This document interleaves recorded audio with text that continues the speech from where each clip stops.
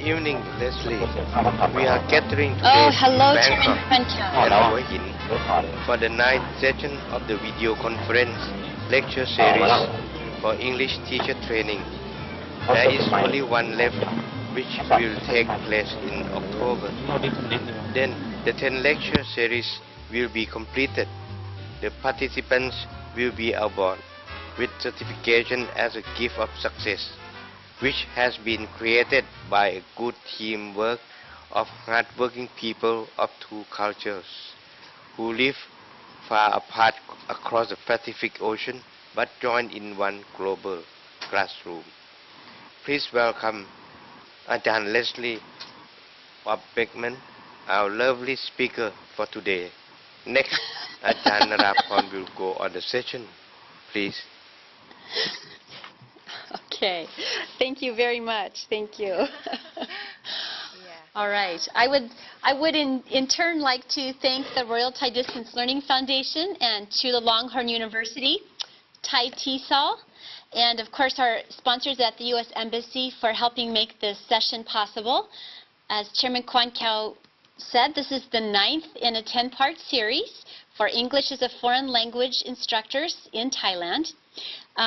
We are very pleased to announce that we are going to be able to do a second set of sessions next year. So if you're just joining us now or sort of catching up with us, please stay tuned and continue along with us next year. We plan to be continuing the series in November again as well.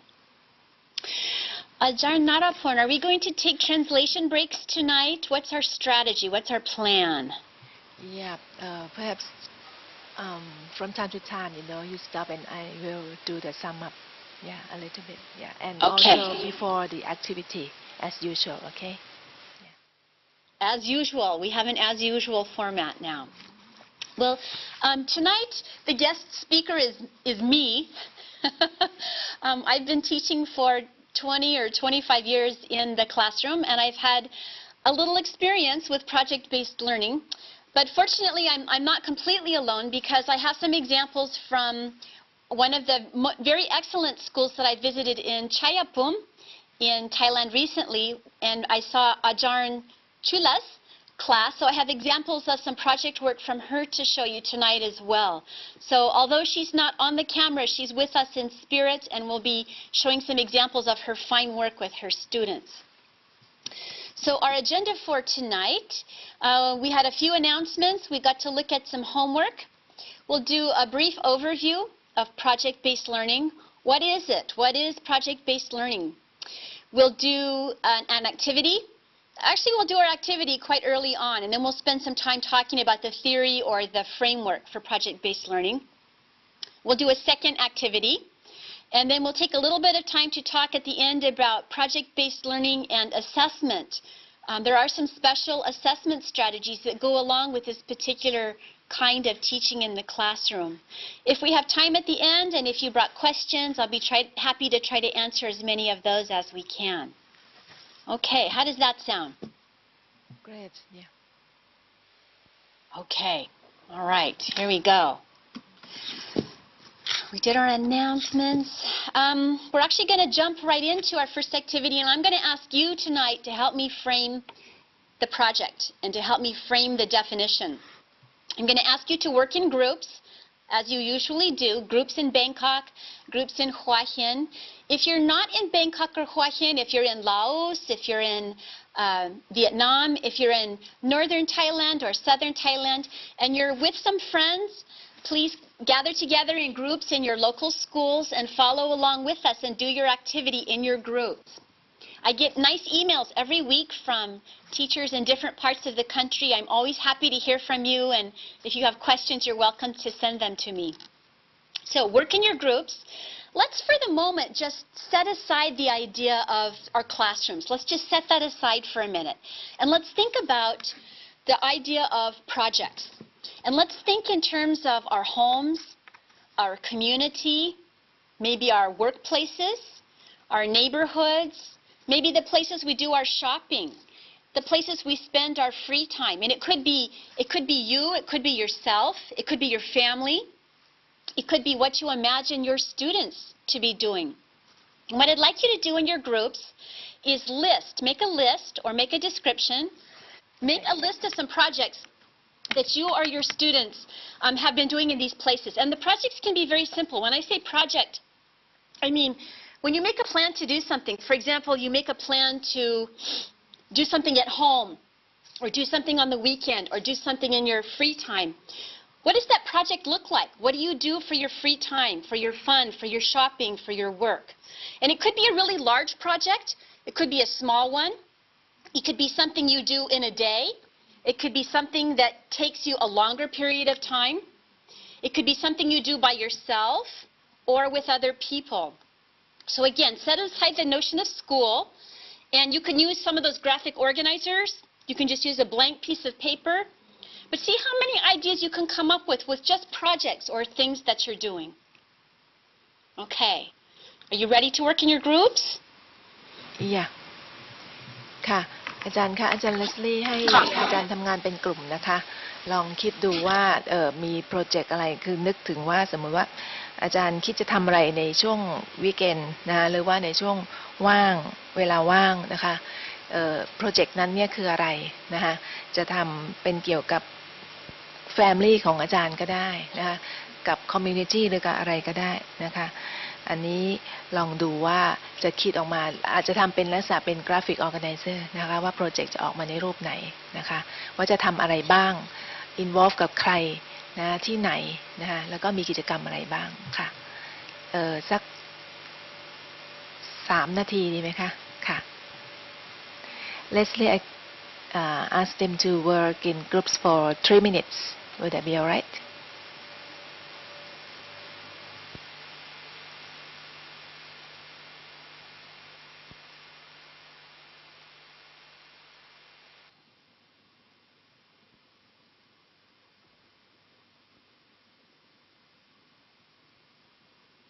Okay, let's see if we can hear about some of those projects. Yeah, we have the first group just finished, and the topic is okay, good. Yeah.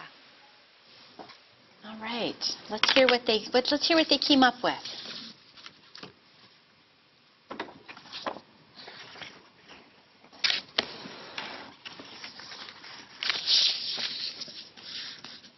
If you can have them put the microphone really close to their mouths, then we'll get some good clear sound.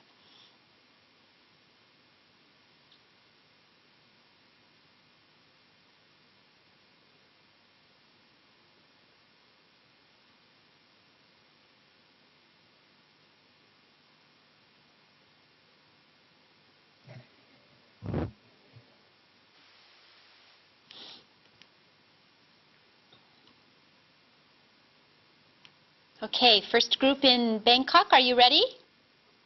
Yeah. Okay. Yeah, the topic is picnic, right? Yeah. Go on, please. Picnic.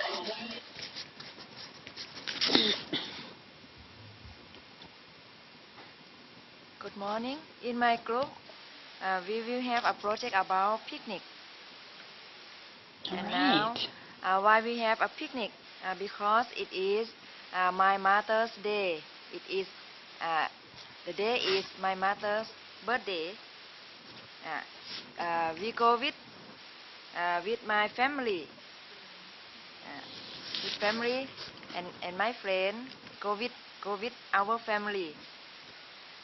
Where we go? We will have a picnic in International Park. And that we will have a night camp and the karaoke in the camp. How we can go? We can go to Incheon by car or by motorcycle. And we will take some food to eat. We will have fried chicken, sticky rice, and nam prik num. Okay.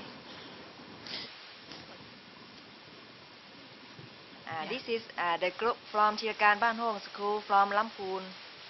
Okay, Yeah. thank you. Thank you. Okay. Very good. That's a great example of a project. That's an excellent example. And it had a lot of good components to it. So you had to do planning for the food, for the menu, for the supplies, for the transportation, for inviting the family, inviting the friends. You scheduled it around your a birthday. There was a celebration involved. Transportation, getting it on the calendar. So there were many, as you'll notice around this project, that there were a lot of different pieces to it, a lot of different things that had to be taken into consideration. And this was an authentic, real-life event. So this is a nice example of a kind of project that many of us put together, either by ourselves or perhaps with the help of someone else, in our everyday lives. Excellent. Okay. Do we have more projects from Bangkok, or are we switching to Hua Hin? I don't know whether Hua Hin's finished. Ajahn Sorada. Okay. Yeah, if not, we have two Good. more That was a from good Bangkok. one. Yeah. Okay. Well, Ajahn Gig, please. Okay. Hello, Leslie. Hello. Okay, this is hello. Nice to see you again. Okay, our project is for our community, that's Hua Hin community, right? Because we live near the beach and we've got a beautiful sea and sandy beach, white beach. So our project is keep the beach clean. Okay, so it will be held on King's birthday, the 5th of December. We do this project for everyone in our city and also for the king who we love so much. So that we will work together, the students, the teachers, and the local people, or also the tourists in the city, that we would like to work for this project together. And the place is Hua Hin Beach.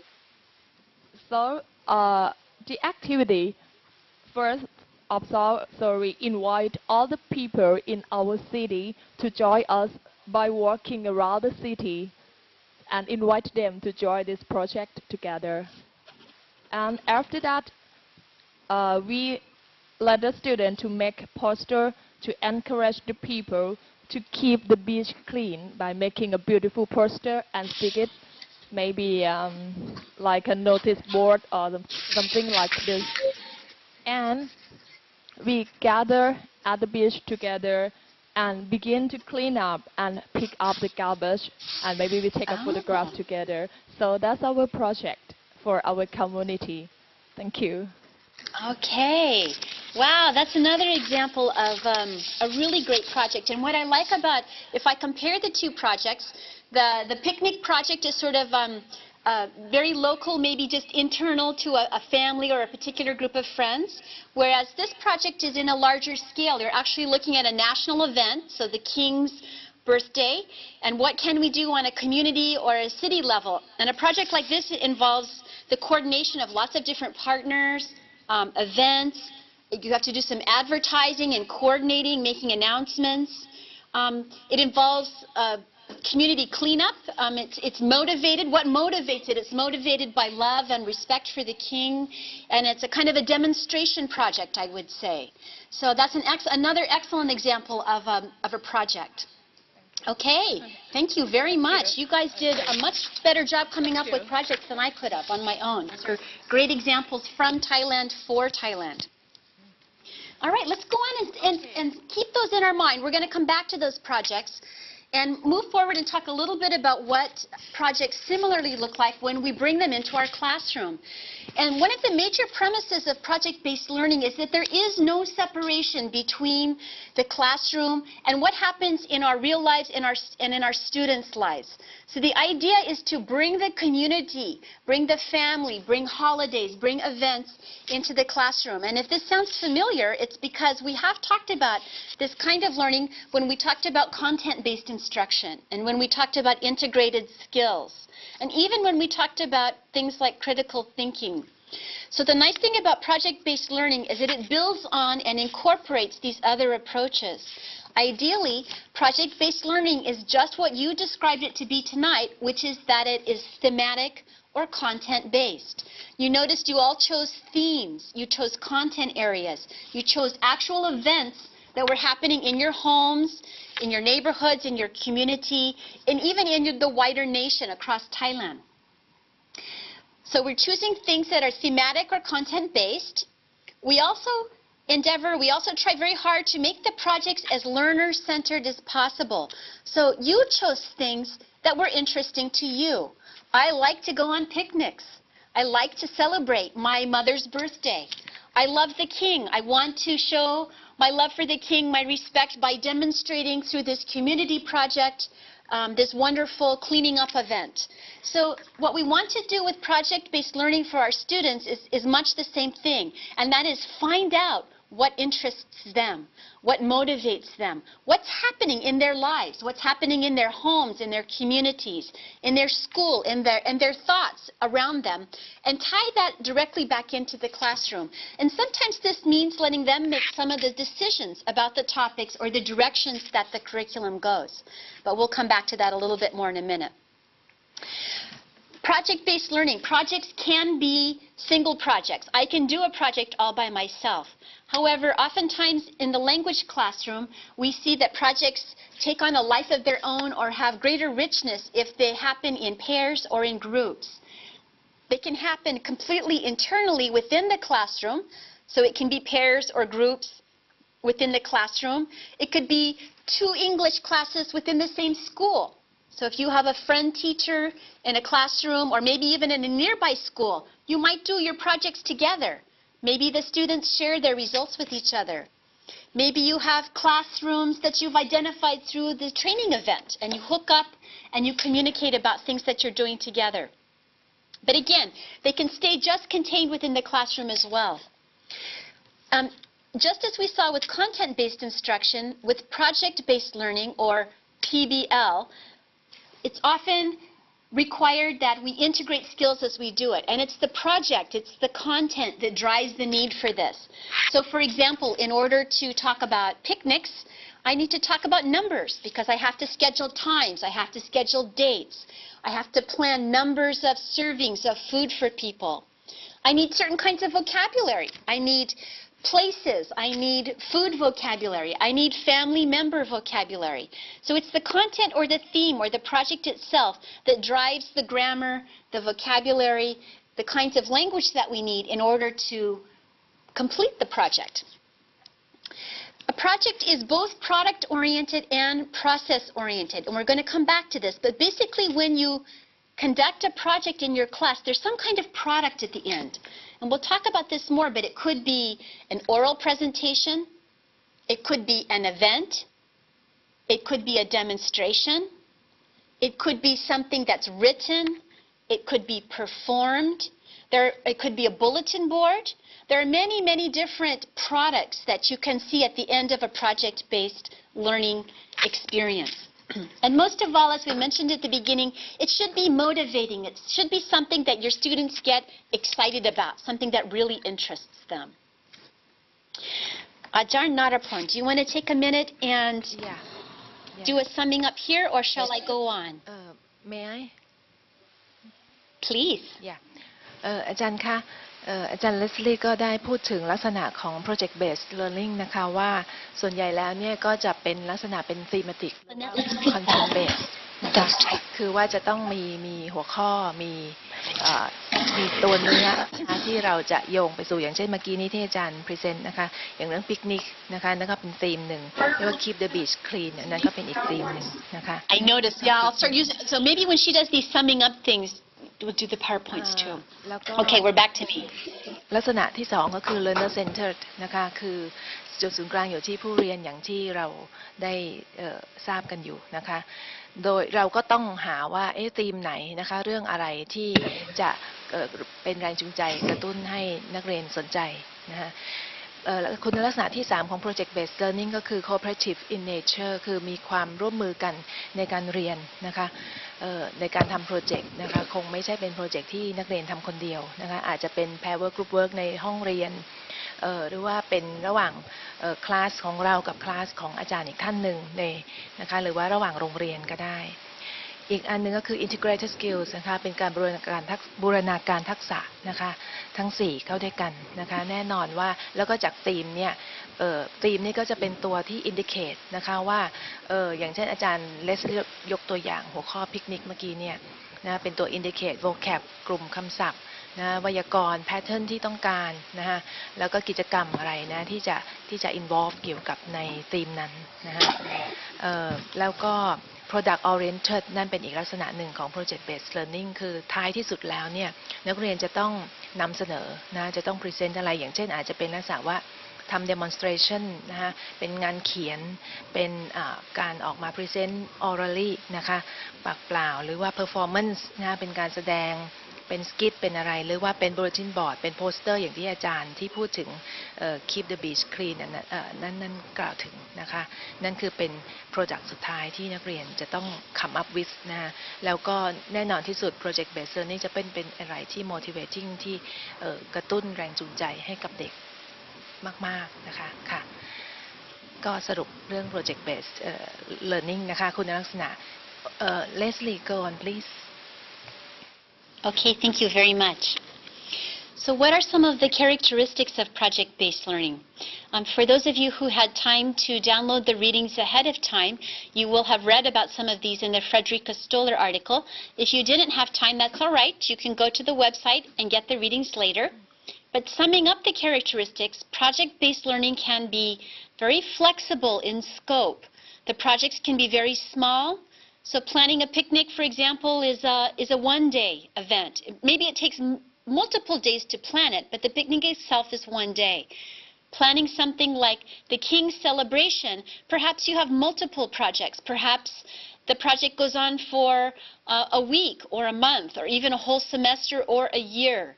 So these timelines are quite flexible. Project-based learning, although we're talking about it today for secondary level teachers, is entirely appropriate for younger learners in primary levels and also for adult learners. Projects are very tangible and incorporate people's real life experiences. So these are very real to learners of all ages. As we mentioned earlier, projects can be individual work or they can be group work. They also vary in the types of end product that you might come up with, and we'll do some more brainstorming on this.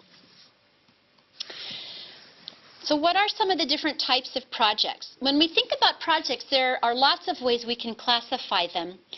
3 ways that people who structure project-based learning for curriculum often think about them are in terms of structured, unstructured, and semi-structured projects. So what's a structured project? A structured project is one in which the teacher primarily sets the goals. So the teacher decides what the parameters are going to be, what are the boundaries or what is the scope of the project, and what are the learning goals.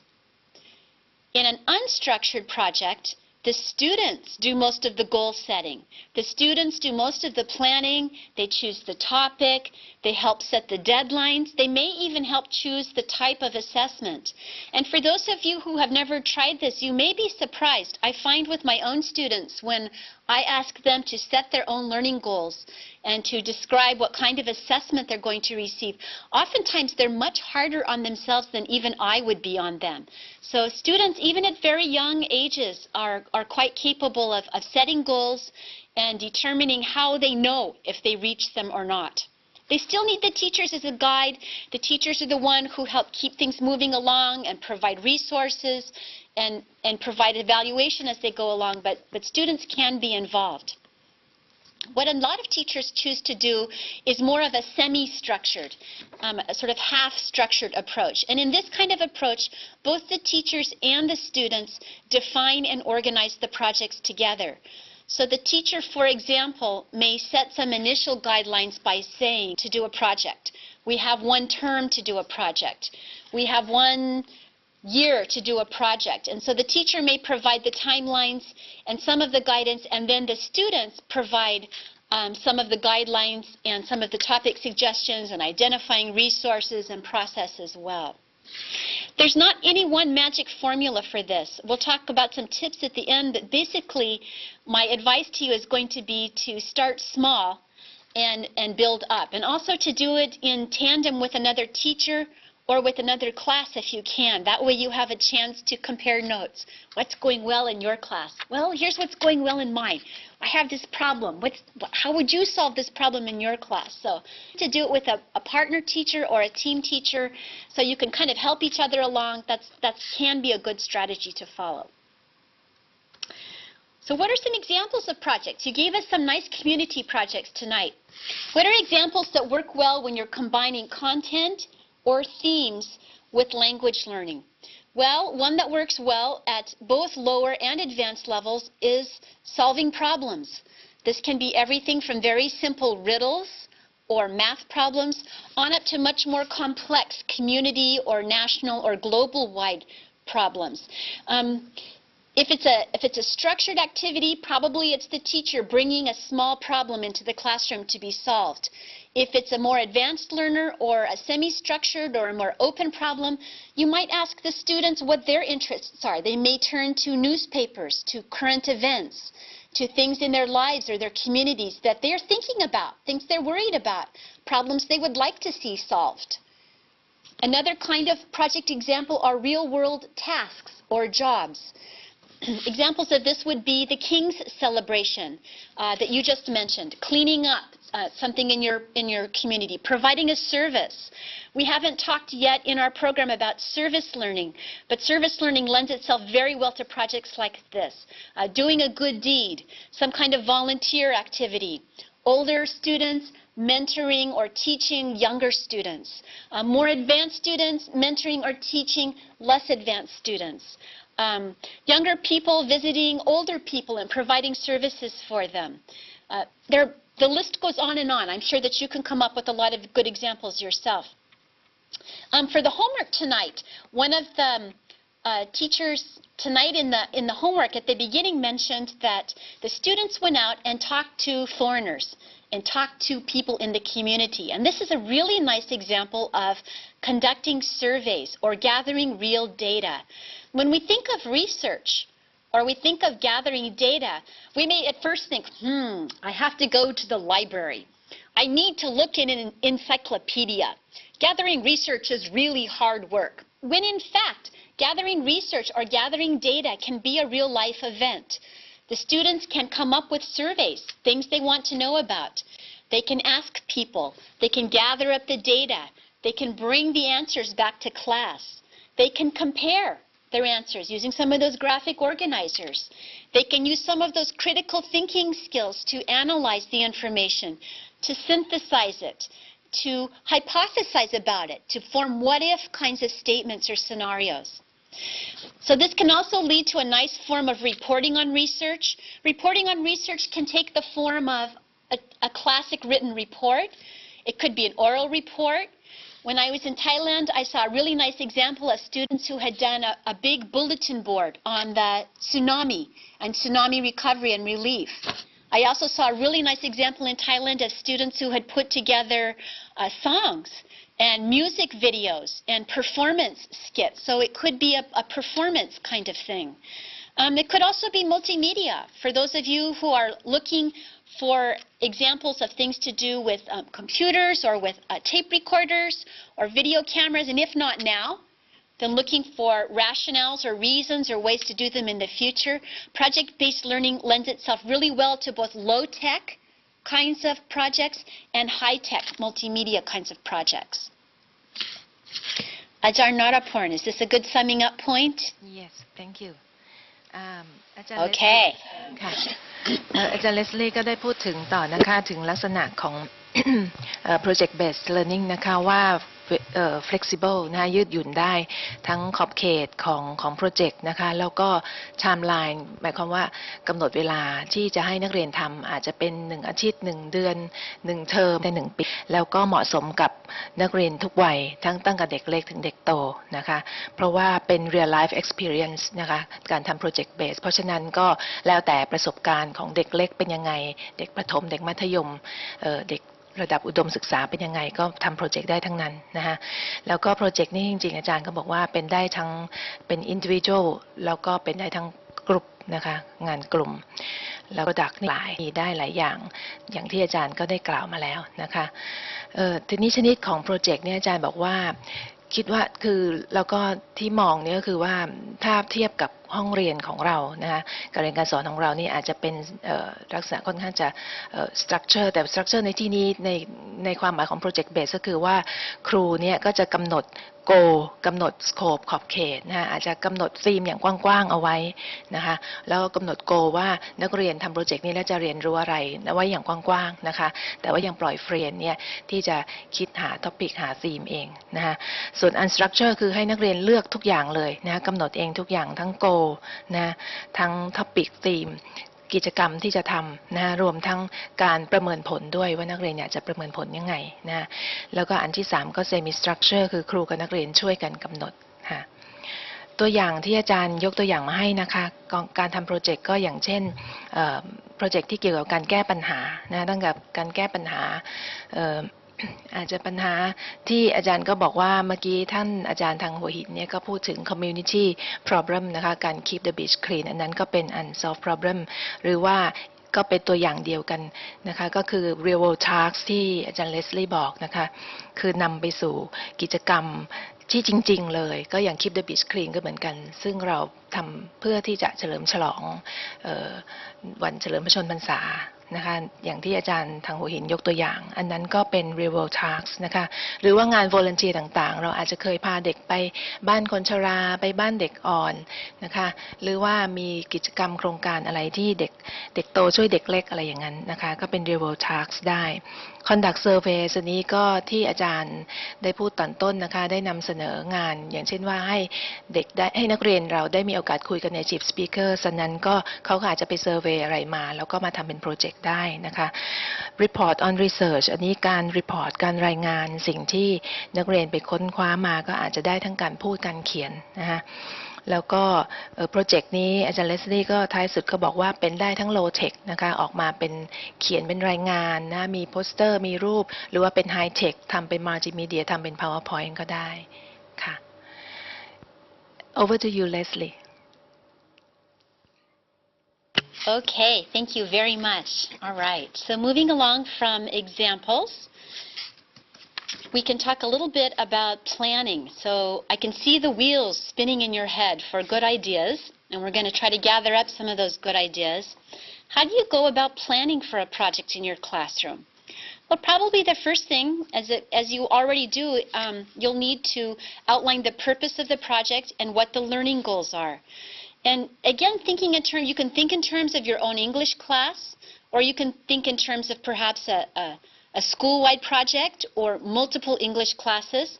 I saw some nice examples of an older English class presenting a play or a song or demonstrating a project to a younger English class. And this lets the older students be the teachers. It puts them in a position of responsibility.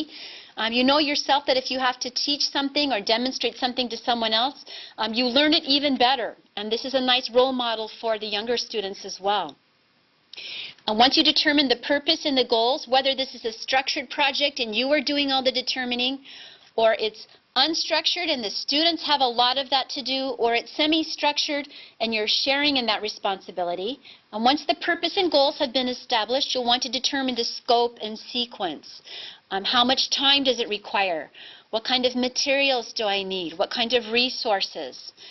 You'll also want to identify how you're going to assess it along the way, and thinking in terms of both formative assessment and summative assessment. And when we say formative assessment, this can take a variety of forms. This can be the teacher giving feedback to the students. It can be students giving feedback to each other.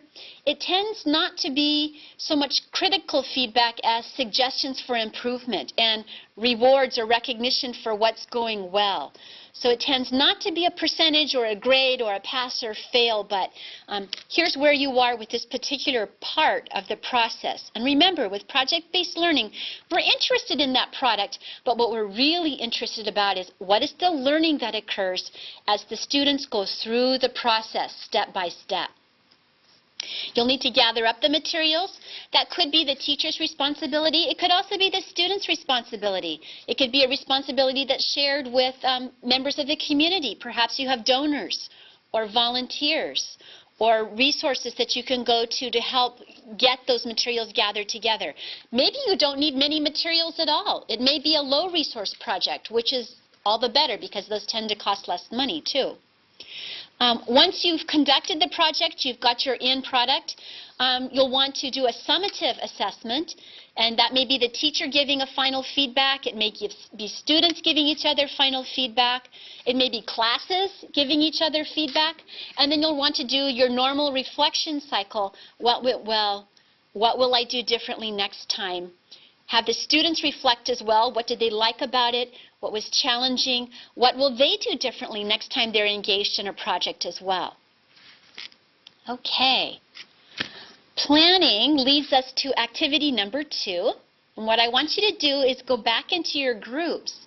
And you can think about the original project idea. So we had the example of the project of the picnic and the example of the king's birthday. I bet you have other project ideas in your head now too. So reflect on your project ideas. Let's start thinking about a project, and it could be just a small one. If you're really ambitious, it could be a larger one. Think about a project that you might like to try in your classes, something that connects with your content, with your themes, with your curriculum. It could be an existing content area, or it could be a new one that you're thinking about experimenting with. What I'm going to ask you to do is do some brainstorming in your groups, and then if some of you would choose one, and we'll ask you to report on it, to tell us about it, tell us what it is, why you chose it, and how you plan to start it, how you plan to implement it. Okay, let's take 5 or 7, however many minutes you need to do that. Are we ready for that? Yes, Leslie. Okay. Great. ค่ะอาจารย์คะอาจารย์เลสลี่ก็ให้ทำกิจกรรมที่2นะคะซึ่งอาจารย์ก็จะเอาโปรเจกต์ที่อาจารย์คิดใน activity แรกเนี่ยมาสานต่อก็ได้นะคะโดยให้คิดว่าจะทำอะไรนะคะโปรเจกต์นี้จะทำอะไรซึ่งเราก็คิดไปแล้วนะคะแล้วก็ why นะคะทำไมถึงได้เลือกโปรเจกต์นี้นะคะแล้วก็ how นะคะจะแพลนอย่างไรโปรเจกต์นี้จะเริ่มอย่างไรนะคะถ้าอาจารย์ทำเอาไลน์ไว้เมื่อกี้เนี่ยเราก็จะเริ่มทำอย่างไรขั้นตอนนะคะให้เวลาสัก5 นาทีดีไหมคะอาจารย์เชิญเลยค่ะงานกลุ่มเหมือนเดิมค่ะ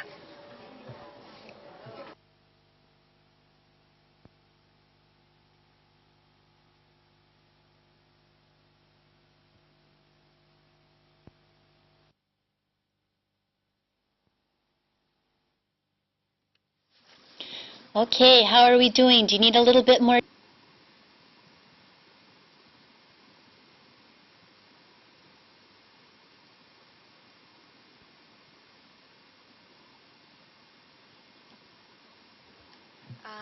Yeah, from Bangkok side we have one presentation.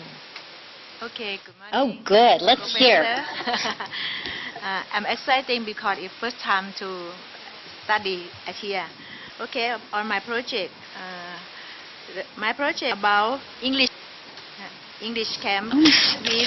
We reflect about project or depend on you start the first objective of this project, English camp. Okay, we think about to set the project this to make the student to learning about curriculum on practice 4 skill I think the English camp 4 skill such as listening. Okay, sorry. 4 skill listening, speaking, writing, and reading. Okay, on English camp, the first objective. And I think they can connect about the area curriculum, such as in the same strand on English curriculum, and they can connect the other subject too นะคะ on English curriculum they can study about four film. First, they can communicate, and they can study about culture, and they can study connect English curriculum and integrate to other curriculum. And the last one, they can learn about community on themselves. Okay. And next, we said about the student to share on the English camp. We think about 100 students and 10 teachers to trainer to English camp. And we think about the student start grade 4 to 12. Grade 4 to 12, or in Thailand we said 11 to 4. I think like this. And next, the budget on English camp, we set about 10,000 baht. 10,000 baht on this project, English camp. And next, we think about English camp for the student to fun, to excited, to everything on English camp. So we set English camp on the Oregon University. We try to All right. Okay. And think about activity on English camp. We have many activity to study on English camp, such as ice breaking to introduce by themselves, and next game and song on the English camp. Walk landly to study about everything on English camp, such as community, such as plants, such as animal around on English camp on state. And next, we think about the student can interview some foreigner on the English camp that we meet them. And next, the last activity I think is very fun for the student, campfire. The last activity, okay. And on the campfire, before they have the student can cooking, can give something for the other next for activity. And sorry, I think about English camp this project for 2 days. What about the assessment? Assessment. I think the English camp can assessment about by themselves or the trainer too, such as observe by themselves or the trainer, and questionnaire, answer the questionnaire. And I think the good thing to assess, we have the student to write journal or to report on English camp to reflect on themselves for the study. Okay. Thank you. Okay, thank you. Wow, you did all that in 5 minutes. I'm impressed. Good. You got not only your goals and your pedagogy and your purpose. You talked about budget and assessment too. You went way beyond what we were expecting there. I really liked the overall theme of English camp. Right away, that sounds very fun.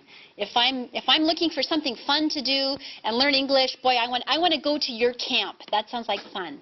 I like that the language was combined with songs, with games, with activities, with crafts, with other content areas. You mentioned animals, you mentioned plants. The fact that the students are learning and they're having fun at the same time, they're required to use this language as they go along. It's just really a perfect combination. So very nicely done. And I would love for you to come do that at University of Oregon sometime. That would be terrific. Good. Okay. I also liked some of your alternative assessment ideas that you came up with. So the idea of students keeping journals, perhaps doing sketches, demonstrating what they've learned through singing or through doing. So you're observing them, you're collecting their writing. There are all different forms of assessment as they go along. That strengthens the model as well. Very nicely done. Okay. All right. Do we have another example? Maybe one from Hua Hian? Right, Leslie. We have Yes. an art project here. So, Kun Nui, please kindly present your project. Okay. My project is batik making. It's connecting with the art education curriculum. Why I should? Because there are about 30 students in art club at my school. The student is about 13 and 14 years old. Every Friday after school hour, they will come to do this. The visitor of this project is the teacher's daughters, who is very good at making batik. They teach the students. My student can sell their product for the people or for their friends. Thank you very much. Okay, very nice, very nice. Now this model had a number of strengths well. So you identified your target population, you combined the language with another content area, you're using some after-school time, some other alternative resources, and you're bringing in other people to do the teaching as well. So it sounds like an excellent start. Is this something that you're really planning to do? Is this a real project or an imaginary project? Is it a new project? It's a real project. Okay, Real good. project. Now my student Good. is starting to do. We can show you if when I back to my school. Okay, good. Next class. Yes. Exactly. That's what I was going to say. Next time when you come back in September, if you have something to tell us about it, please give us an update. We would like to hear about that. Okay, very nice. Okay, so those are a couple of really good examples that you can think about. The one for the English camp is serving a lot of students and on a much larger scale. The one for the after-school students, the art students, is smaller. Both of them are absolutely possible. Both of them are well conceived. So we have a couple of nice examples that you can be thinking about for your own schools. All right. You already helped me in that you brought up the topic of assessment. When we're thinking about assessing projects in a project-based learning framework, we want to think away from exams. We want to think away from pass or fail. And again, remember, we're looking at both the process and the product. What happens as students learn as they go along? What does the product look like at the end? We probably want to look at maybe portfolio kinds of assessment, or maybe peers giving each other feedback, so students giving feedback to each other. You also might want to think about using some tools that have been developed by other teachers called checklists or rubrics. And we have a few more minutes. I'd actually like to take some time and show you a couple of examples of what these checklist and rubric tools look like. They've been under development for a long time by educators and by researchers. I did link to them from the supporting website. So what I'm going to show you are examples from the website. These are free. You don't have to pay for them. You go to the website. You have a lot of flexibility. You choose what you want to have in your checklist or in your rubric, and you create it and you print it and you can use it. So I'm going to show you a couple of them. The first website that we're going to look at is called ProjectBased or P Checklists, and this is sponsored by a nonprofit organization called For Teachers. What is a checklist? A checklist lists the steps for teachers and or students to complete throughout the process of the project. These checklists can be created for all grade levels. They are also applicable for a wide range of topic areas. They can be for English per se. They can also be for skill areas such as reading or writing. They can be for content areas such as science or mathematics. They can be for the type of presentation such as an oral presentation or a multimedia presentation. What is a rubric? A rubric is a scoring tool that lists the criteria for a piece of work. So what does a good job look like?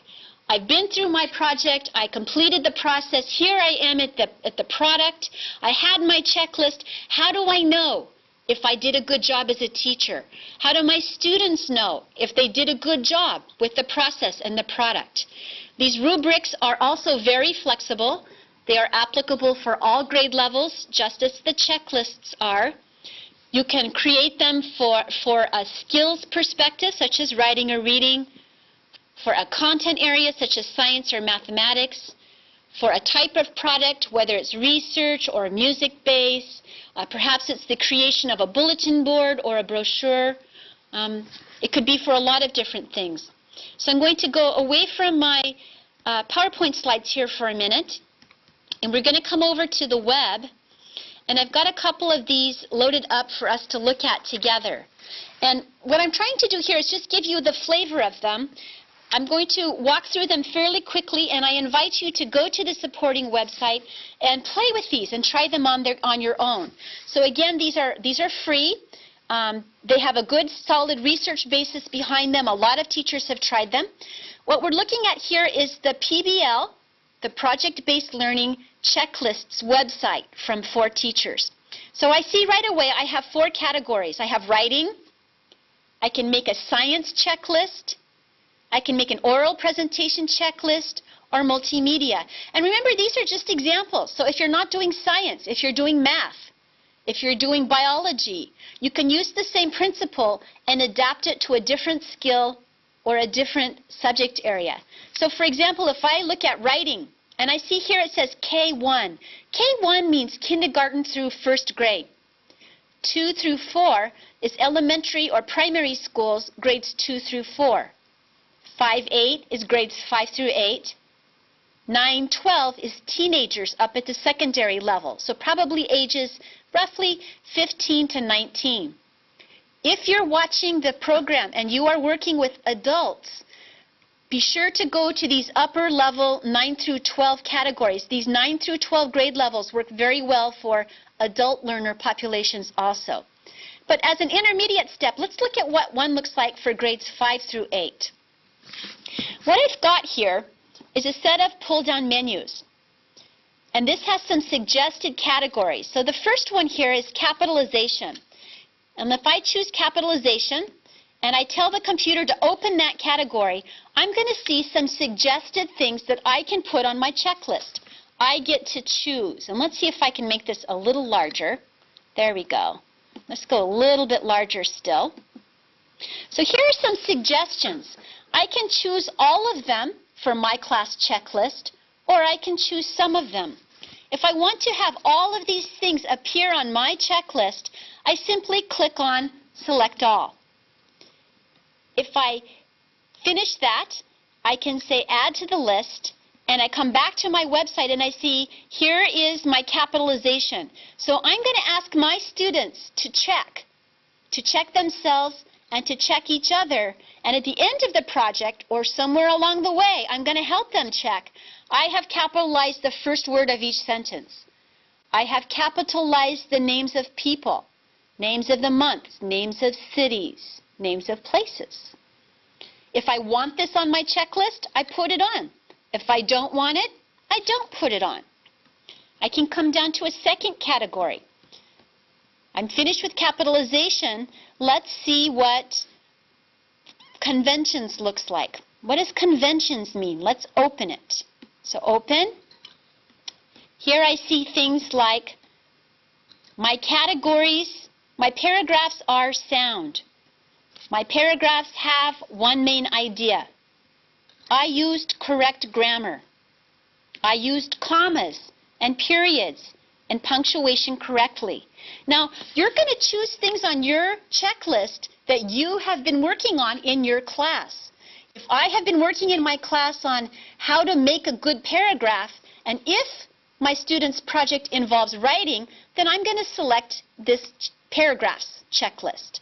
And I want each of my paragraphs has a main idea. I also want my students to correct their grammar and their punctuation.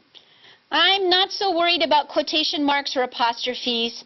I'm not worried about the handwriting. So I'm just going to add a few things to that list, not all of them.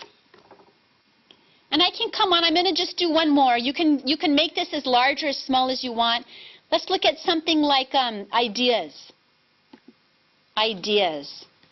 So for my particular project, I used brainstorming or a concept map or a graphic organizer to get organized. And we've been playing with those. We've been using those in our classes lately. My ideas are logically related. I wrote my ideas in my own words. I did not copy them from a book or from someplace else.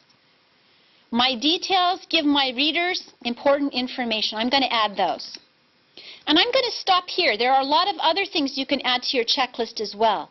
But when I'm finished choosing what I want on my checklist, I come down to the bottom and I click on Create the Checklist. And then I'm going to view it. And this is what I get. What I get is a really beautiful, nicely formatted checklist that I can simply print and photocopy. So I put my name, the student puts his or her name, and here are the student's responsibilities. And you'll notice there are little boxes. The student has to go through and check his or her own work. This puts some of the responsibility back on the student and makes them responsible for their own learning, either individually or within their groups. So this is an example of an automatic checklist generator. You don't have to think of everything. There are a lot of teachers who have already thought of these ideas, and you can simply go to the website, choose what you want, click, and print. So if you get a chance to go to your school computer or a cyber cafe or a library, this is an excellent kind of website to play with. I'm going to show you one more, a rubrics generating website. The principle is the same thing. You have a lot of choices for creating these tools. That's a little bit too big. Let's go back down one. You choose what kind of rubric you would like to create. So I see oral projects, I see research and writing, I see making products, I see reading, I see science, I see music. Let's try music. Let's see what's under music. Oh, we have all kinds of things here for music. So we have classical concert etiquette. Maybe not. Making a musical instrument. Types of music, performing music. I'm looking at this and I'm thinking maybe that's not such a good connection for my curriculum. So I'm going to go back. Let's see. Actually, though, I can see art here. Creating a painting. Let's do making a collage. Making a collage. What goes into making a collage? So I've got a place to put my name. And I'm going to fill in a little bit of information here. I'm going to put in my zip code. You can also put in just 9999 if you need to. I'm going to put in my name, Leslie Opp Beckman. Making a collage. You know, you gave me the topic of the King's birthday. Let's suggest that one of the topics for the student's collage could be the King's birthday. That's coming up. And it's a temporary rubric. And here are my categories down here. And these tend to be a kind of a sliding scale. So one of the areas I want my students to think about is the quality of the construction. What is the quality of the collage? So if I choose quality, what I get is a scale. And at the high end of the scale, up here you'll see 4. You're a student, you made a collage, you get 4 points. You get 4 out of 4 points if your collage shows very careful attention to construction. The items are neatly trimmed. All items are carefully and securely attached to the backing. You get 3 points if your collage shows attention to construction. Things are fairly neat, they're carefully trimmed, but there are a few items that don't look so good. It's not quite perfect. You'll get 2 points if maybe half of your items are neatly done and correctly attached. And you get 1 if your collage is really messy. It looks like you chose pictures and you just kind of slapped them on the paper. Okay. I give this to my students before they do the project. My students know how they're going to be assessed before they ever begin the project. That way, my students can't come back to me and say, why did you give me a bad grade? I did my best. This way you say, here is the performance, here's what you need to do to get 4 points. So I'm interested in quality. I'm also interested in titles because this is an English project. So students again get 4 points if their titles and text are clearly written and easy to read. They have correct spelling, correct capitalization, correct punctuation. They get 3 points if it's an okay job. They get 2 points if it's half and half. They get 1 point if they have spelling problems, poor capitalization, bad punctuation, that kind of thing. So again, you can make this as large or small as you like. When you're finished, you go down to the bottom, you click on Submit. We're going to take a look at it here. There's my name. There's my quality categories. And there are my titles and text. At this point, I simply print it and photocopy it, and I give it to my students. They know how they're going to be assessed and what they're expected to do, both from the checklist and from the assessment rubric before they ever start their project. Okay. That was a lot of information, I know. But I wanted to do a walkthrough for you on it so that you'd have some idea when you're going to the website of what you're looking at. Ajahn Naraporn, do you want a minute to sort of recap that, and then we'll go into the last part of our session tonight? Yeah, I love to. Thank you. Yeah, in fact, Leslie, it's a wonderful suggestion of yours, on the checklist and the rubrics.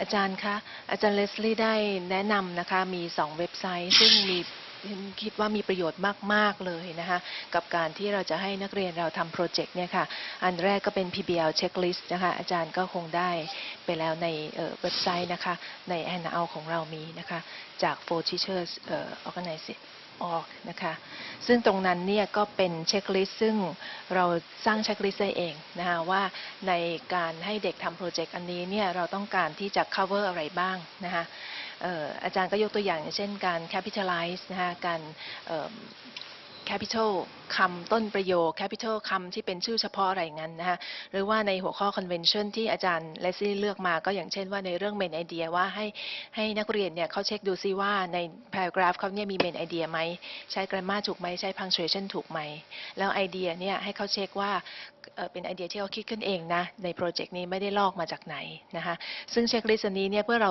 เป็นการที่เราสร้างเองเลือกให้เหมาะสมกับโปรเจกต์ที่เราจะให้นักเรียนทำแล้วก็คือเราสร้างเองให้เหมาะสมนะปริ้นออกมาฟรีนะคะแล้วเราก็เอามาให้นักเรียนเนี่ยเช็คเองได้เลยส่วนอีกเว็บไซต์หนึ่งเกี่ยวกับ rubrics นะคะอันนั้นคือที่ครูจะให้คะแนนซึ่งอาจารย์เลสลี่ก็บอกว่าเราก็เลือกให้เหมาะสมกับโปรเจกต์อีกเหมือนกันว่าเราต้องการจะเช็คอะไรนะอย่างเช่น reading หรือ writing หรืออะไรนะหรือ oral presentation แล้วก็ปริ้นออกมาแล้วก็ให้นักเรียนดูก่อนที่นักเรียนจะทำโปรเจกต์เพื่อที่นักเรียนจะได้ทราบว่าเราครูเนี่ย expect อะไรจากนักเรียนนะคะว่าจะต้องประเมินอะไรบ้างนักเรียนจะได้ทราบนักเรียนอยากจะทำให้ได้อยู่ในระดับ4นะนักเรียนจะต้องทำยังไงบ้างนักเรียนก็อ่านดูจากรูบริกนั้นซึ่งครูก็อาจจะgo through ไปพร้อมกับนักเรียนก่อนก็ได้นะคะซึ่งอันนี้มีประโยชน์มากๆเลยนะกับการทำโปรเจกต์แล้วก็การทำกิจกรรมต่างๆค่ะ Yes Leslie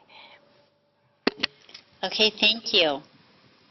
So summing up, and this notion of project-based learning, this is really quite a lot to take in all at once. If this is an area that interests you and you're experimenting with it a little, do join us next year. We'll be beginning again in November with a second series, and the first 5 sessions in the series for next year, we're actually going to do a follow-along project series. So we'll do in 5 sessions starting in November 2005, how to design a project, how to implement it, how to plan for it, how to assess it, and we'll go into more detail with some of these tools. But in the meantime, if you go to these websites, there are tutorials that go with them, and there are some self-explanations, and you can experiment with them.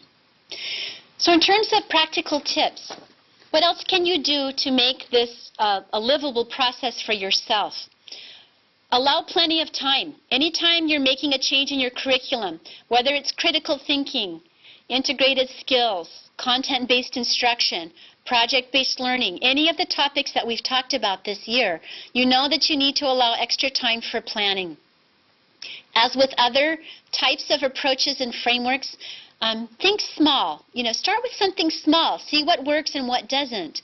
What works well in the United States or works well in another school in Thailand may or may not work exactly that way in your school. You may need to adapt. Introduce new assessment processes gradually. If your students are accustomed to pass and fail, or an A grade versus an F grade, or 70% versus 90%, if you're introducing things like peer mentoring or peer assessment or checklists or rubrics, you probably want to start small with those and see how they go the first time and get students and yourself used to those.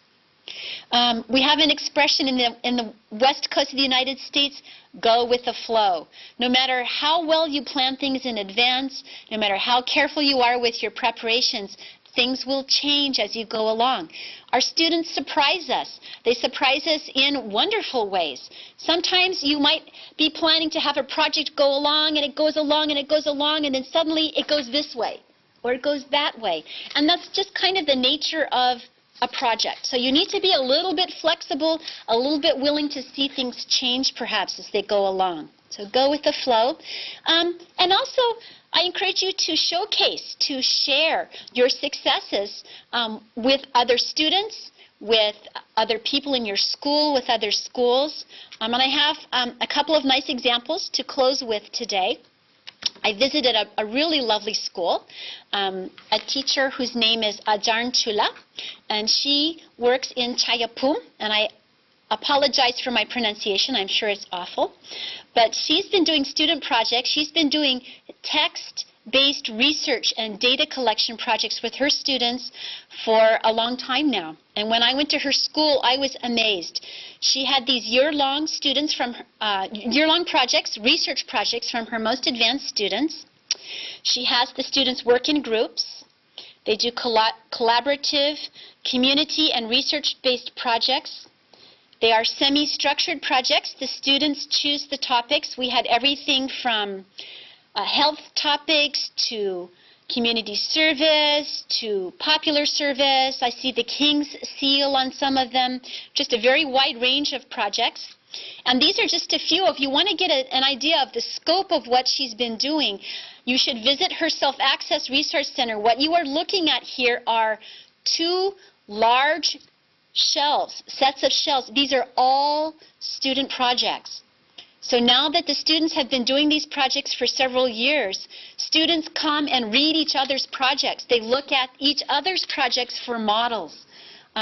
She says, she reports that she actually has students coming back to her when they're applying for jobs, when they're applying for scholarships. They're very proud of these projects. They're very professional products, and they take the projects, they show them to the Scholarship Commission, to future employers. Students use these projects as examples of their work to get jobs, to get entrance into schools and training programs, and to get scholarships. It's just really quite amazing what she's done with those.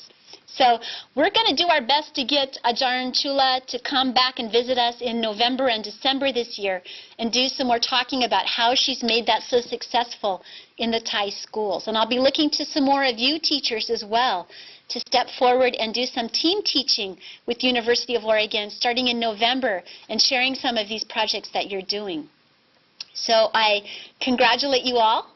And I encourage you to go out and try some new projects, and I'll look forward to hearing about maybe some of them in September when we come back together then. Okay. Ajarn Naraporn, do you have any closing remarks or last translations that you'd like to do? Yeah. Talking about the tips that you suggested. Okay. Yeah. อาจารย์เลสลี่ก็พูดถึงว่าการที่เราจะทำให้นักเรียนทำโปรเจกต์นะคะการทำ project based learning เนี่ยต้องใช้เวลานะอาจารย์ต้องพยายามหาเวลามีเวลาพอแล้วก็เริ่มด้วยโปรเจกต์เล็กๆก่อนนะคะ แล้วการประเมินนะอย่างใช้เช็คลิสต์หรือว่าใช้รูบริกเนี่ยเด็กอาจจะไม่คุ้นเพราะจะคุ้นกับคะแนนที่อาจารย์ให้ไปเลยหรือว่า A B C D อะไรอย่างนั้นนะเพราะฉะนั้นเนี่ยก็คงจะต้องค่อยๆนะคะว่าให้เด็กเขาชินกับการที่เขาจะเช็คลิสต์เองเขาประเมินตัวเองได้นะคะแล้วก็รูบริกเนี่ยนะด้วยนะคะ Go with the flow นั้นที่อาจารย์เลสลี่ก็หมายถึงว่าตัวอาจารย์ทั้งหลายนะคะทุกท่านเนี่ยจะต้อง flexible นะคะจะต้องยืดหยุ่นได้มีการเปลี่ยนแปลงตลอดเวลานะคะในการที่จะให้นักเรียนทำโปรเจกต์เนี่ยอาจจะนักเรียนเขาอาจจะเปลี่ยนทิศทางเปลี่ยนอะไรยังไงนะคะเราก็ต้องไปตามเขานะคะแล้วก็โชว์เคสก็อย่างที่อาจารย์เลสลี่ได้โชว์ของอาจารย์ที่จากชัยภูมินะคะคือเราทำอะไรไปเราก็แชร์ให้เพื่อนๆอาจารย์ได้ดูในโรงเรียนเดียวกันต่างโรงเรียนในเขตพื้นที่การศึกษานะคะก็เป็นประโยชน์มากๆเลยค่ะก็สำหรับวันนี้ก็คงจะจบแค่นี้นะคะสำหรับเรื่อง ProjectBased Learning แล้วก็อย่างที่อาจารย์เลสลี่บอกนะคะเดือนกันยาก็จะเป็นครั้งสุดท้ายของซีรีส์ของปีนี้นะคะพอเดือนพฤศจิกายนก็จะเริ่มของซีรีส์ใหม่นะคะอีก10ครั้งแล้วก็เราจะเน้นใน5ครั้งแรกเราจะเน้นเรื่อง Project-Based Learning นี่แหละค่ะโดยจะไปอย่างโดยละเอียดนะคะคือจะมีทั้งการดีไซน์โปรเจกต์นะคะการ implement นะคะการนำไปใช้การ assess อะไรต่ออะไรนะคะเราจะให้อาจารย์ทุกท่านที่ได้มีโอกาสนะคะได้ดูรายการนี้เนี่ยนะคะแล้วก็ได้ทำงานไปพร้อมๆกับเรานะคะมีผลงานออกมาเนี่ยได้มาแชร์นะคะในเซสชันนี้ให้มากขึ้นนะคะคืออาจจะให้มาพรีเซนต์นะคะให้ช่วงเวลาสัก5 นาที10 นาทีซึ่งอันนั้นเราจะนำเสนอรายละเอียดต่อไปนะคะเราคงจะได้คุยกับทาง Oregon แล้วก็ทางมูลนิธิอีกทีหนึ่งนะคะนำออกมาคือเราอยากให้อาจารย์มีส่วนร่วมให้มากๆขึ้นแล้วก็เราอยากเห็นว่ารายการนี้เนี่ยมีประโยชน์และอาจารย์ได้นำไปใช้จริงๆนะคะแล้วก็นำผลมาแชร์กันนะคะในรายการ Okay, Leslie, I just told them about our next series that we will involve them more in giving presentations on their work that they have learned, from this series. Yeah. And just for today. Great. Yeah. Okay. Thank you very much, Leslie, for very fruitful and thorough explanation of the project-based learning and wonderful suggestions on the useful websites. Thank you very much from all of us here. Okay. Thank you very much. It's been my pleasure working with all of you tonight. As Ajahn Naraporn has said, we look forward to strengthening this relationship next year and making it even more of a team approach, bringing in active examples on a larger basis from Thailand. I saw Kunina in the audience tonight. Many thanks to Kunina, to Ajahn Naraporn, and our facilitators, Sarada and Manisa. We couldn't do this without you. We have these wonderful facilitators on the Thai and Bangkok side.